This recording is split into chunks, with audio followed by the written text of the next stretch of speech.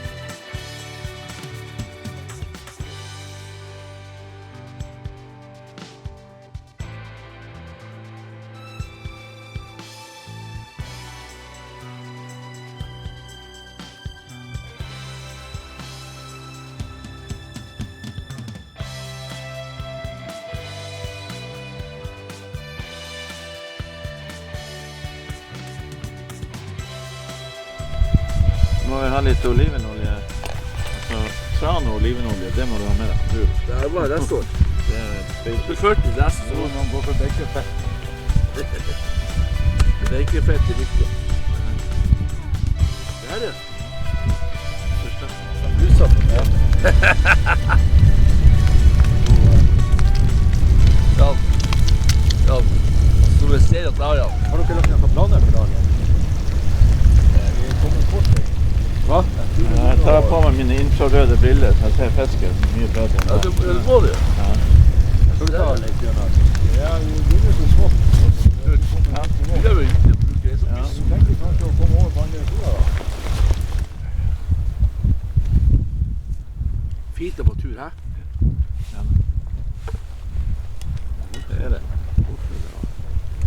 Kult. Det blir fiskebiler i dag. Ja, vi er avhengig av det, altså. Altså, dra over teltvannet. Så skal vi gå 200-300 meter, og så skal vi fiske i neste vann og prøve det. Og hvis vi blir riktig motige, så skal vi prøve å gå et par kilometer til et tredje vann. For her er mye muligheter. Og vi har ennå ikke fisket det her vannet, men det tar vi til kveld. Ja, vi går over bekken etter vann, altså. Ja, vi gjør det i dag. Ja. Først. Vi utnytter at det er godvær. Vi forventer pissregn innen et halvt døgn. Ja. Så da kan det være greit å ha gjort unna nærområdet. Ja, bra.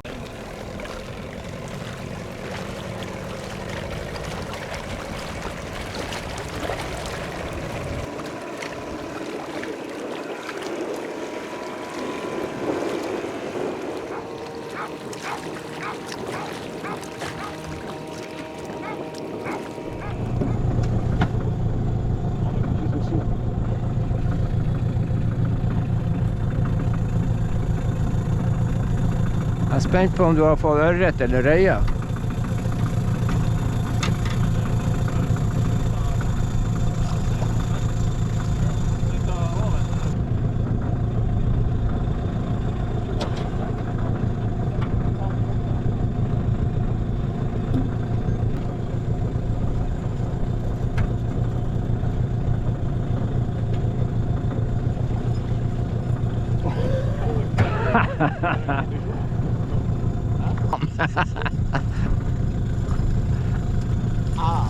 Se der.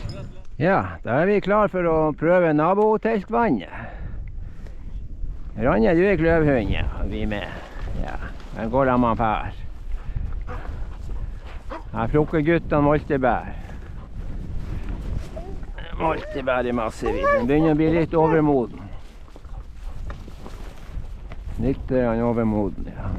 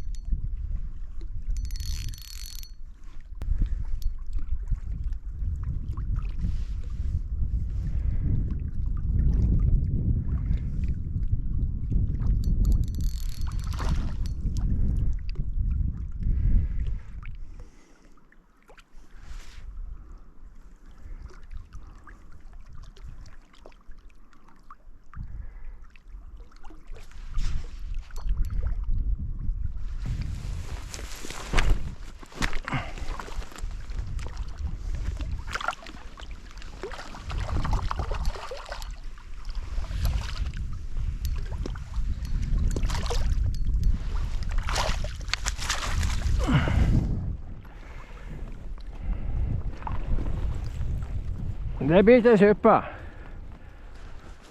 Har du kjent noe?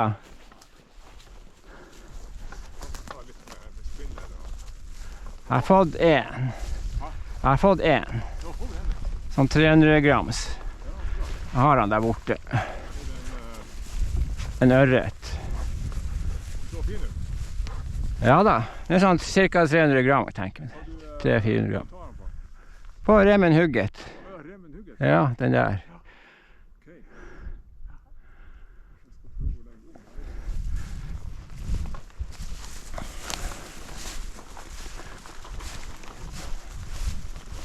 Så ringlet det litt, og så plutselig hadde jeg på en liten henne her, bare med et hekt og halvandet.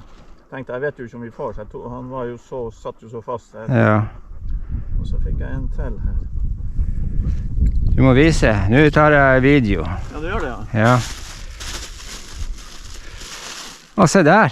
Fin mat. Den er litt større enn min. Fin fisk. Ja, det der er noe sånn 400 gram, 400-500 gram, Ja, 400, ja.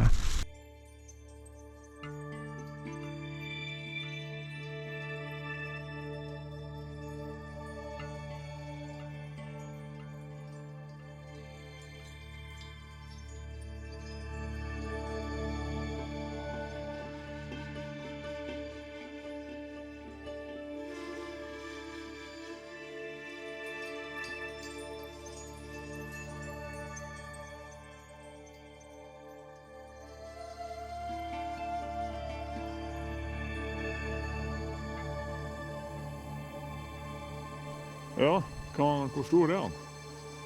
Ja, han vil nærme seg kilo. Ja, begynner å nærme seg kilo, den der. Ja, 6-7 hektar, tror jeg. Heldig. Vet du hva? Jeg får fisk på med en gang jeg hiver ut. Jeg rekker ikke å sette meg ned her. Se han på oss. Ja.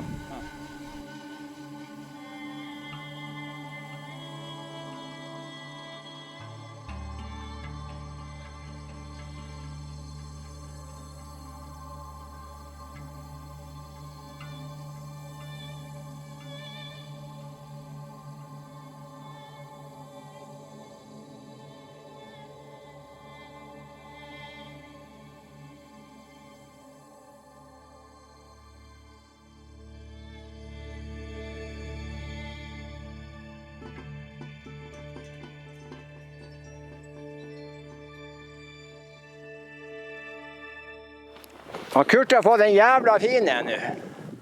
Ja. Han har holdt på med. Sitt, Ronja, sitt.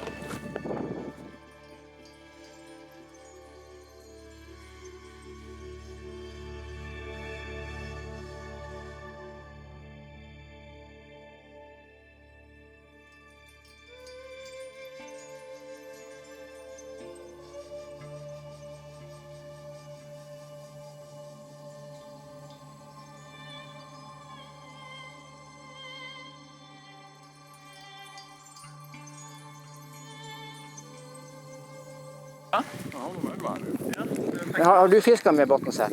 Ja. Ja, det har jeg. Nei, det er på remen hugget.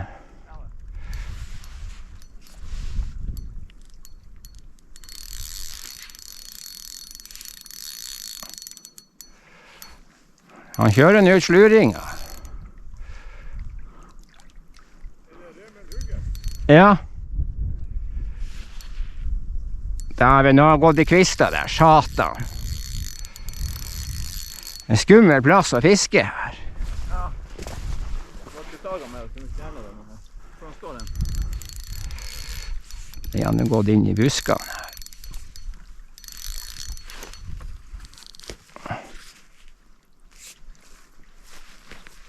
Der klarer jeg ikke å berge. Jeg har alltid mistet sluket nå. Får du fast den? Ja. Ser du snøret går ned? Det er den der hovedgreina. Det er en fin fisk.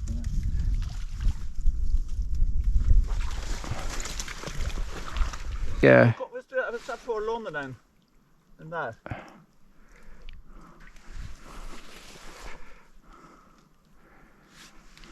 Se, Torgeir. Han er mest redd for sluket. Ja, jeg vet det. Han står i en grein der. Ja. Ja, nå drar jeg seg for greina. Dæven, Torgeir. For han? Men vi skal få opp denne greina. Farvel, Remen Hugget. Skal vi se, Torgeir. Du ga meg fin opplevelse.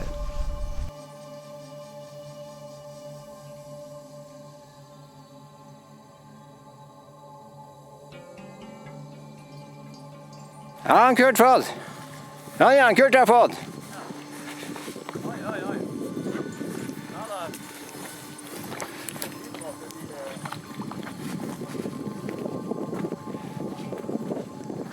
Det blir ikke noe pølser i dag. Nei, altså vi bytter fisk mot brød. Ikke sant?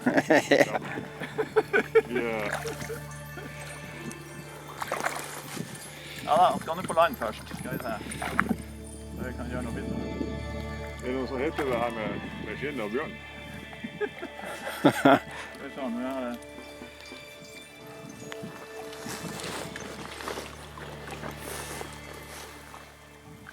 Slipper den litt lenger ut så jeg kan ta stanga opp.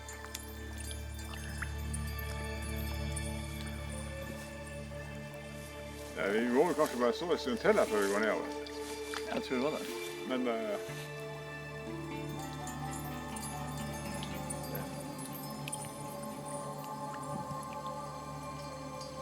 er det en blankare? Ja, du, Håvard. Hvor ligger hoven din, Torgeir? Ligger han oppe der? Ja.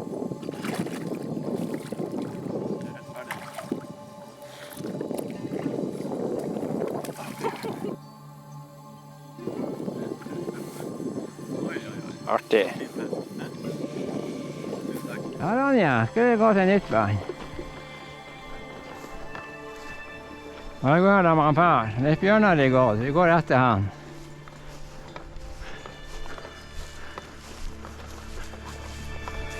Ja, Ronja, da kan vi se neste vann. Nå nærmer vi oss. Ja. Nå er det ikke langt igjen. Det er det inne i skogen.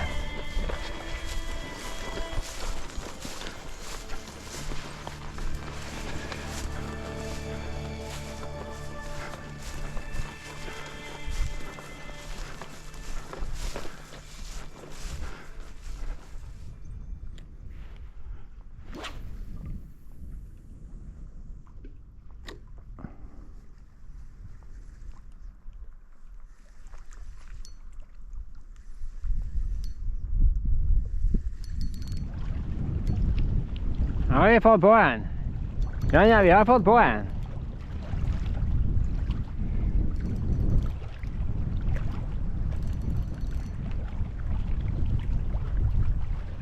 Den er ikke så stor, tror jeg.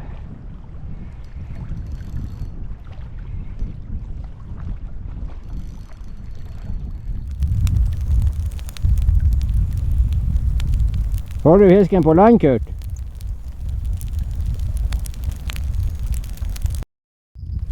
Der sprang han Kurt til. Fisk på. Oi. Her er det. Nei. Satt det fast? Er det bare båten? Ja, det var... Nei, det er en fisk. Nei, det var en fisk etter. Var det fisk etter? Ja, det var ikke noe stor. Han sikkert var bare å nappe. Jo da. Det var til og med 2 fisker. 2 etter? Ja. Da har han fått det igjen. Det er kanskje litt større enn den der minste fisken, men det er jo småfisk.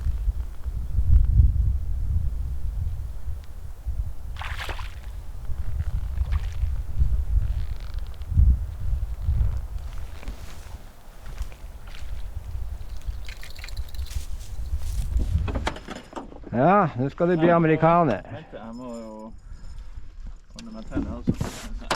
Hva du skal fiske med? Kinesisk? Nei, jeg tar den der. Jeg hadde på fisk sist. Ja, den, ok, ja. Ja da. Ja, du har jo hatt, Jeg tar ikke noe, tar ikke sånn. du har hatt suksess med den, så. Ja da. Nei, jeg kan ikke, men jeg har gjort det sånn.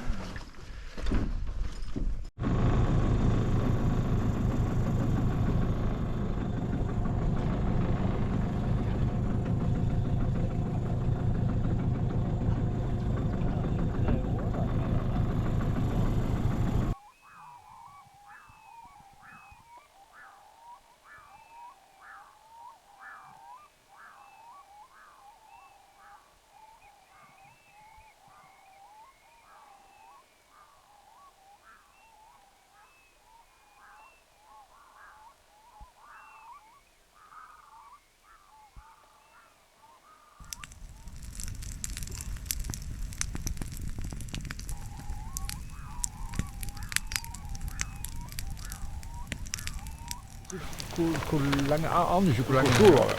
Satt i lysken. Nei, det var vel en 8-9 millimeter i dia. Da har han suttet på i hvert fall i tunnen. Altså. Ser du det, ja? Men den flått er jo ikke så stor. 8-9 millimeter. Ja, Ja. det blir jo det når de suger blod, altså. Ja. Hva er planen for i morgen da?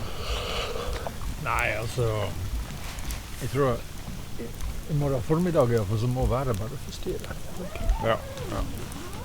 10-11 grader og vind og regn og kanskje store månemengder. Ikke noe vits i å bygge. Nei, det er ikke det. Jeg tror vi ser det litt an utover dagen. Altså. Jeg ser, det er klart, det å fære ut og dorge litt her, det kunne jo være, men da må det jo være litt oppåt.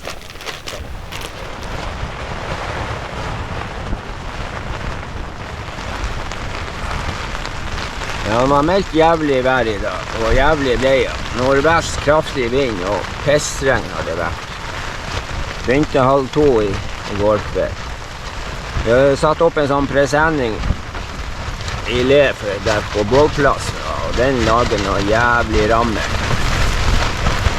Og i natt har jeg sovet ro i ørene for å kunne få sove i det her uværspråket. Men det verste det er vel at jeg hadde Maja bedt deg fast, for hun er ikke så vant med å være telthund. Det er første gangen hun er på tur med sånn her telt.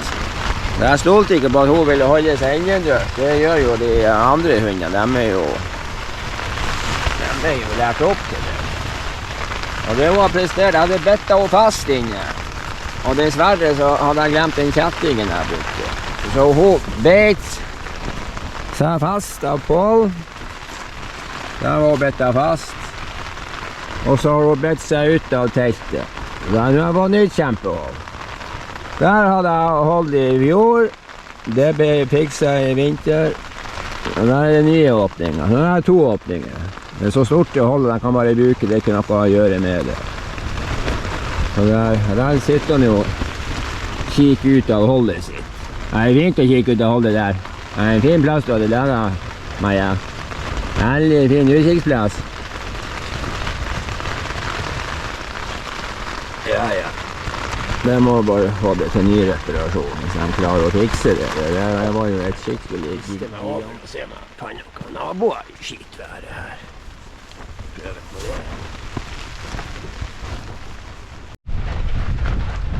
Sitt der, hunden. Sitt.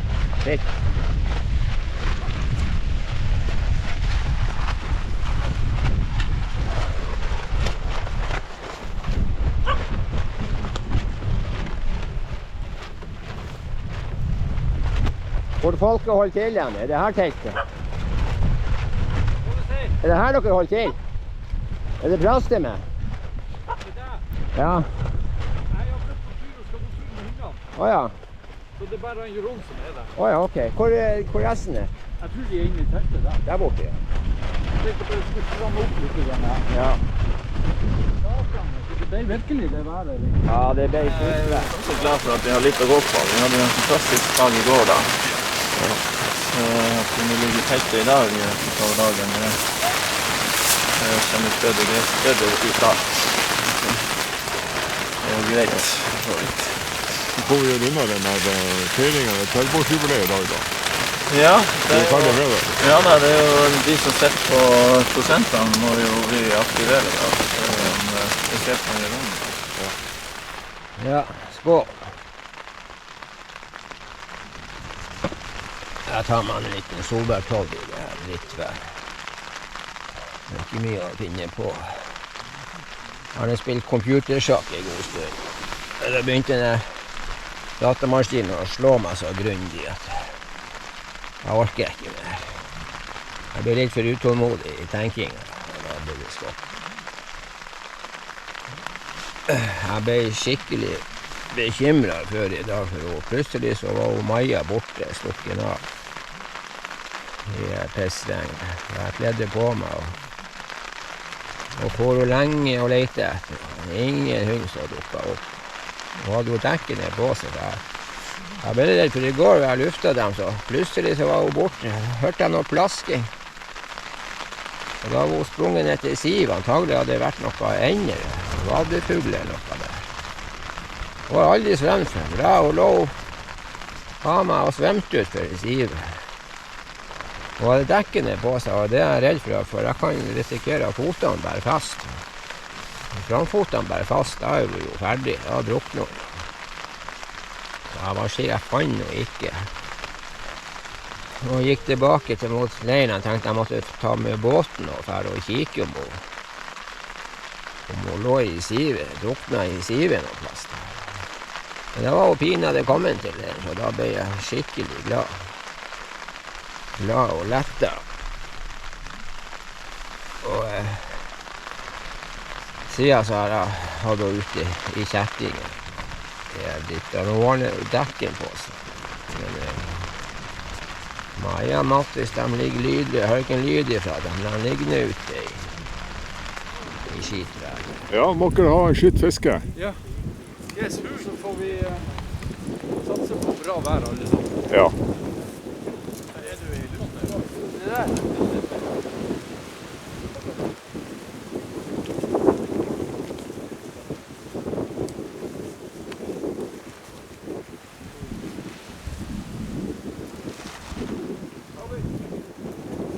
Vi vandrer videre, ja.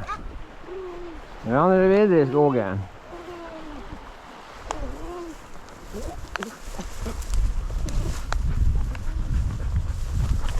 Her går det med far. Harstad-gjengen har delt seg i 3 forskjellige fiskelag. Kes og Geron er dratt på sin ekspedisjon. Jan, Kurt og Leif Bjørnar fisker sammen på sin tur. Jeg og Stiharan er 3. fiskelaget. Nå vandrer jeg med hundene sørover i skoglendet.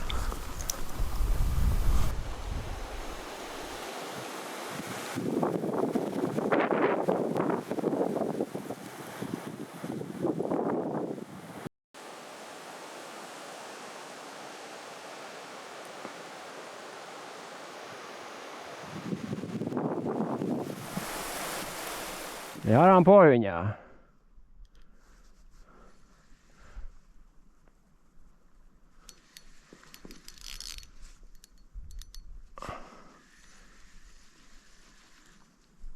Nei, vi mistet han. Helsike. Vi har han igjen, hunden, ja.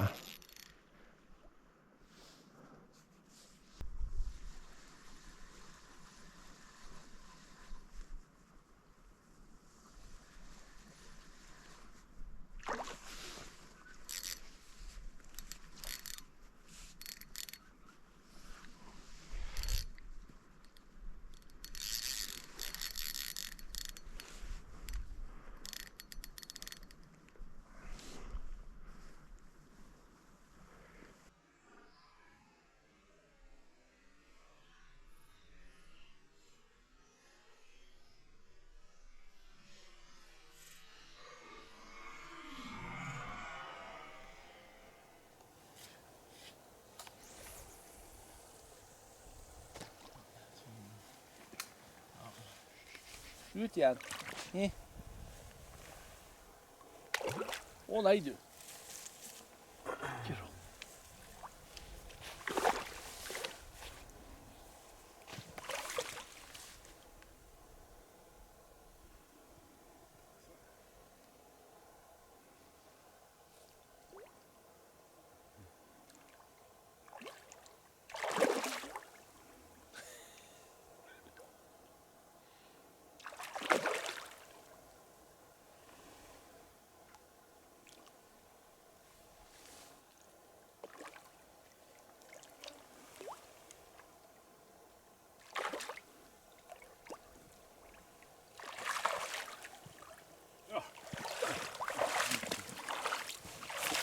Oi, nydelig.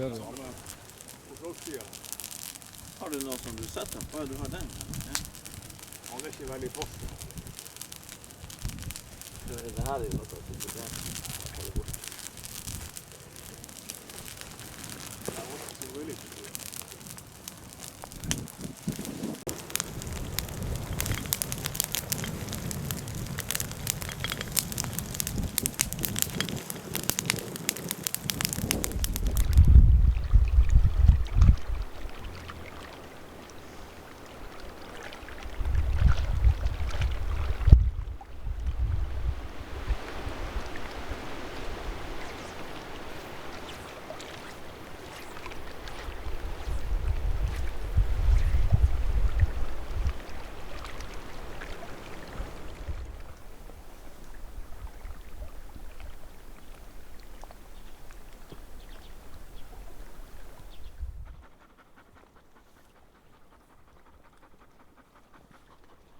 Ja, skal det bli kaffehunder etter hvert. Bare vi får det bålet til å fyre opp.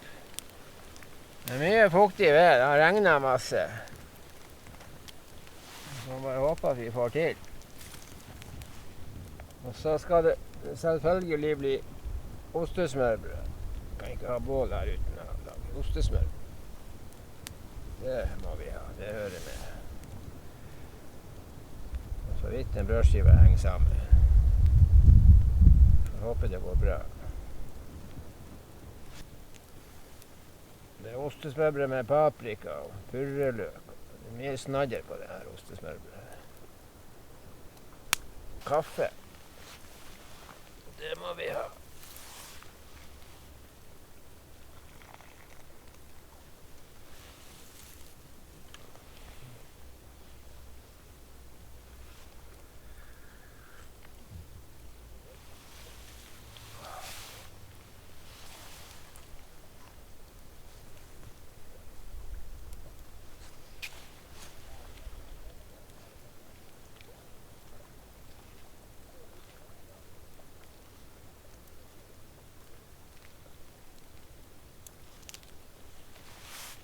Det var godt.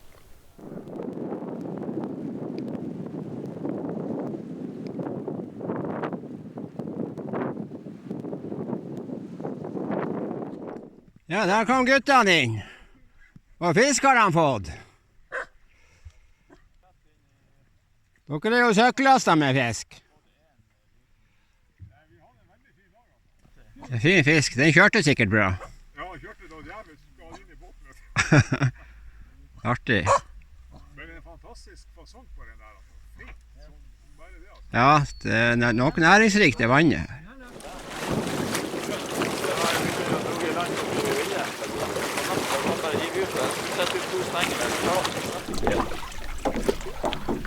Ja, men det som er bedre å spise fiskesuppe om regnet.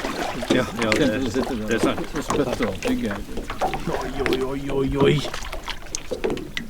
Bitte da. Det skal bli snadderfiskesuppe det her. Ja.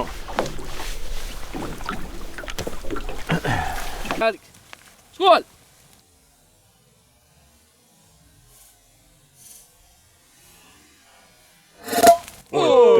Wow!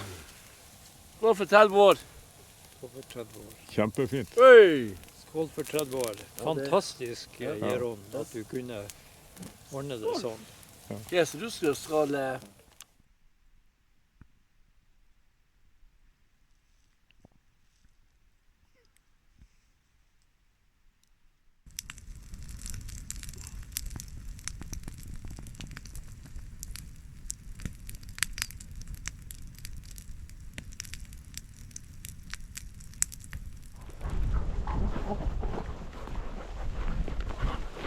Ja, da er vi på tur til Ørretvann.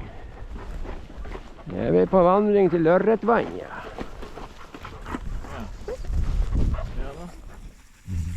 Ja, Kurt fant en liten molteflekk her. Det var ikke verst. Fin bær. Ja, det er det som har vært utfordringen. Ja, vi har en liten pause her nå. For her fikk vi mobildekning. Vi skal nedover til det vannet. Dit er vi på vei. Dit skal vi. Og se om vi får oss ørret. Det er et ørretvann. Ja, det er et ørretvann. Ja. Kanskje vi får oss ørret. Da var Kurt ferdig å prate. Var det kjerringa du pratet med?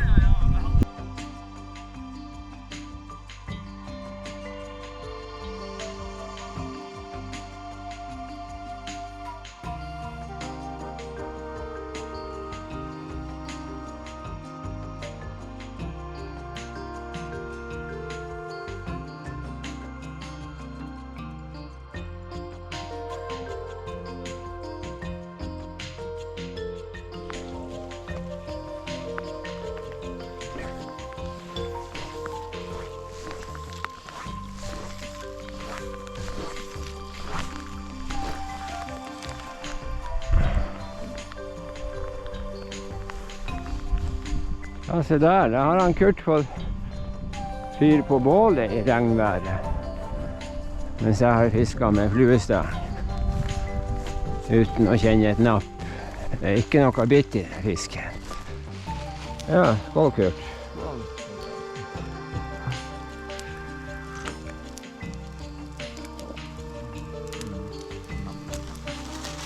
Ja, det er å finne frem vennskapen da. Ja.